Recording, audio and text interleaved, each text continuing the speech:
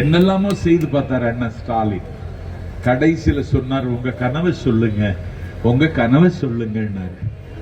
நடைபயிற்சிக்கு வரும் பொழுது சாஸ்திரி நகர்ல உங்க கனவை சொல்லுங்கன்னாரு.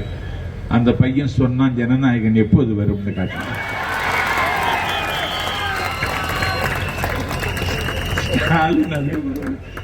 கனவு கேட்கிறது இல்லை. எல்லோருடைய கனவிலும் நனவிலும் விஜய் தான் சிம்மாசனம் போட்டிருக்கிறார். அதனால வரக்கூடிய யுத்த காலம் யார் வேட்பாளராக நிற்பாங்கன்னு எனக்கு தெரியாது.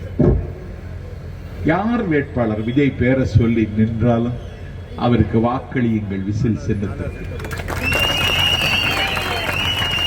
ஒன்னு சொல்லுகிறார் வைகோ, ஊழலை ஒழிப்பேன், ஊழலுக்கு தமிழ்நாட்டு நிர்வாகத்தில் இடமில்லை. நான் பொதுமக்களுக்கு சொல்லுகிறேன், ஊழலுக்கு இல்லாத நிர்வாகம் என்று என் தலைவன் சொன்னதனாலே இன்றைக்கு ஒரு கருத்து கணிப்பில் அதற்காக மட்டுமே 7% ஓட்டு நமக்கு வந்திருக்கு. இவங்க எப்படியெல்லாம் ஊழல் செய்தாங்கன்னு நான் சொல்ல விரும்பல. எல்லாரும் பாழா போயிட்டான். ஓபிஎஸ் கூட ஸ்டாலின் போய் நிற்கிறான். பாவம், மறவர் குலத்துக்கே களங்கம் விளைவித்து விட்டார் என்று மறவர் குலத்து பெருமக்கள் எல்லாம் இன்றைக்கு கண்ணீர் ஒடிக்கிறார். இன்னைக்கு எல்லா கட்சியிலிருந்து ஆளுகளை எடுக்கிறான். என்னெல்லாமோ தகிடு தத்தம், தப்பு தாளங்கள், திருவிளையாடல்கள் நடக்கிறது.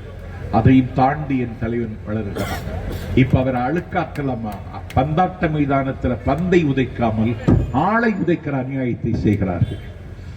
நான் சொல்லுகிறேன், எங்கள் தலைவர் விஜய் ஆகாயம், அண்டம் காக்கைகள் அவரை அழுக்காக்க முடியாது.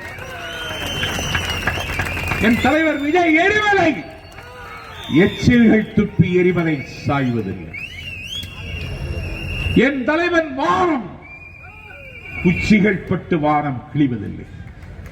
எல்லா விமர்சனங்களையும் எல்லா தகுடுதத்தங்களையும் தான் ஒருவனாகவே நின்று களத்தில் அவர் வாகை சுடுவார்.